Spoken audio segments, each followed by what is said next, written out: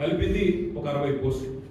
రెండవది బీఆర్ఎస్ ప్రభుత్వం ఉన్నప్పుడు మేము ఆల్రెడీ డిఎస్సి ద్వారా 20,000 పైచీలకు రిక్రూట్మెంట్ 28,534 పోస్టులు మేము రిక్రూట్మెంట్ చేసినాం. ఈయన అప్పుడు వదిలిపెట్టిండు రేవంత్ రెడ్డి. ఏమన్నాడు? మెగా డిఎస్సి వేస్తా. మొదటి క్యాబినెట్ లోనే మెగా డిఎస్సి 50,000 టీచర్ పోస్టులు ఖాళీ ఉన్నాయి, ఫస్ట్ క్యాబినెట్ వేస్తాను మెగా డిఎస్సి. మరి నేను అడుగుతున్నా రేవంత్ రెడ్డిని, కాంగ్రెస్ ప్రభుత్వాన్ని, గ్రాడ్యుయేట్లను ఆలోచించమని కూడా కోరుతా ఉన్నాను. బీఆర్ఎస్ ప్రభుత్వం ఉన్నప్పుడు 5,089 పోస్టులతో డిఎస్సి మేము నోటిఫై చేస్తే దాన్ని నువ్వు వచ్చి రద్దు చేసినావు.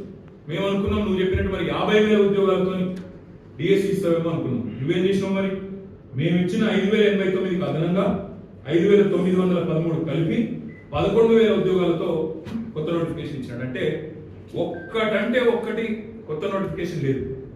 రెండు మేమిచ్చిన నోటిఫికేషన్ రద్దు చేసి వాటిని కొన్ని కలిపి కొన్ని కొసిరి అది మళ్ళీ కొత్తగా ఇచ్చింది తప్ప ఏ ఒక్క నోటిఫికేషన్ కూడా రేవంత్ రెడ్డి వచ్చినాక ఇవ్వలేదు.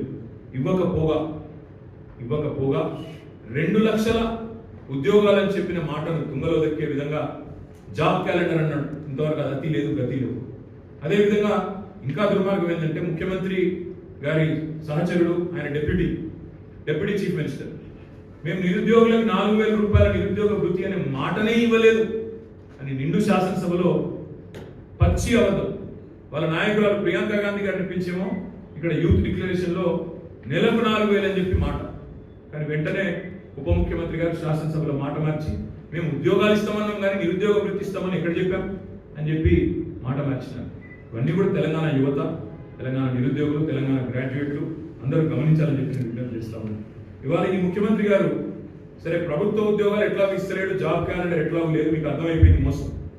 ప్రవేశ పరీక్షలకు ఎంట్రన్స్ టెస్ట్లకు రూపాయి కూడా ఫీజు తీసుకొని అన్నాడు. కేసీఆర్ గారు ఉన్నప్పుడు TET teacher eligibility test fee 400 రూపాయలు ఉండేది. రేవంత్ రెడ్డి గారు చెప్పినారు నేను ₹1 కూడా తీసుకోను, 0 ఫీజు అన్నాడు. కానీ ఆయన వచ్చినాక టెట్ ఫీజుని 400 ఉన్నదాన్ని 2,000 చేసినాడు. ఇది వాస్తవం. అంటే చెప్పేది ఒకటి చేసేది ఒకటి. ఈ అన్నింటికి మించిన దారుణమైన వ్యవహారం ఏంటంటే బాధ ఎక్కడ అనిపిస్తుంది అంటే మేము కష్టపడి తెచ్చిన ప్రైవేట్ సెక్టర్లో తెచ్చిన పరిశ్రమ ఇవాళ వాటికి కూడా పాతరేస్తా ఉన్నాడు ఈ ముఖ్యమంత్రి ప్రభుత్వం. అక్కడ బాధ అనిపిస్తుంది.